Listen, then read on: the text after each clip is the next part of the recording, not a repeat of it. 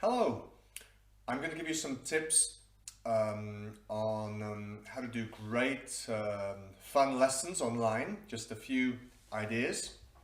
So I always try and keep it very active.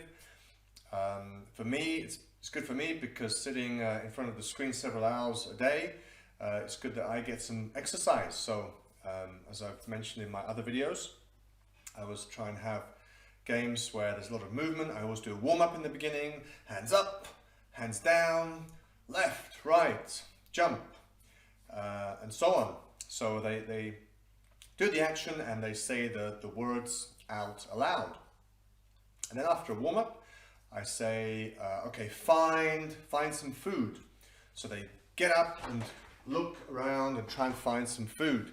So, for example, they come back with their item of food and they gladly show it, and then I spotlight the pupils and I ask them, okay, what's that? So it's a banana. So they bring various things.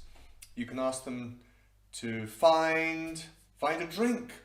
So they all rush off and you can make it more exciting. Okay, the first one to find a drink.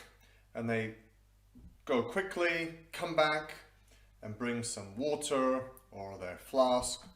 So it can be a lot of fun, make it more into a competition. You can say, okay, so this person was first, and then you can spotlight them and you can practice different words. Also what I found is what's very exciting, if they can find their favorite toy. Proudly they bring in their little whatever it is, robot or soft toy. This is an angry bird. Quite a few of the kids had this, I was surprised. And you could ask them to bring their favorite book. So they excitedly will show everybody their favorite book. So that's a very, very easy and simple way to get the kids moving, get them engaged, and also using and learning lots of words. So it's a very easy, simple idea. And sometimes the simplest thing can really be the most effective, I find, with kids. It doesn't have to be a lot of preparation, but you can have a lot of fun. Also, I found actually using this or something round, I think with the boys especially, well with the girls too, just a throw catch. So telling them to say the words throw, catch. When they catch it, to say catch, throw, catch. You can make it even more difficult. So some of the boys want a challenge, so you could say throw, head, catch. So try three things. Okay, throw, head, catch. Okay, that went quite well. And even more difficult, for example, throw, spin, catch. I don't know if I can do this, but throw, spin, catch. Not quite. You could even add a few words like throw, kick, catch. Let's see if we can do this. Throw, kick, catch. Okay. So you can do various things. Prepositions. Put your toy behind your head. Okay. So next to your nose or whatever, in front of your mouth.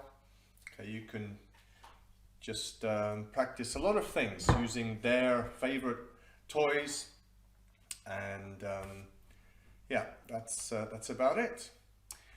Yes, one more thing. I found just things that they have on hand. So they have a pencil case, so you can ask them, okay, here's my pencil case, how many pens do I have?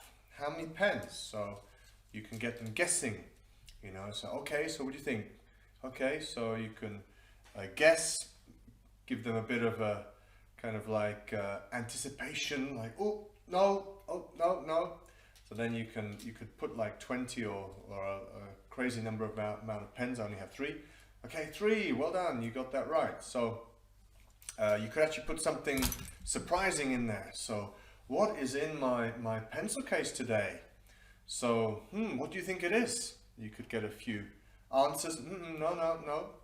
Okay, I'll tell you. It's yellow. Wow. Okay, what is it? No. Okay. Oh, it's a fruit. No, it's not a banana. Okay, so then you can say, yeah, it's a lemon. So you can do all sorts of things which are fun, very easy, very simple, and you get the kids very excited. So I hope that was helpful. Try these things out. Don't be afraid to just risk and try some new things, and I'm sure it'll be a lot of fun. Okay, so goodbye for now.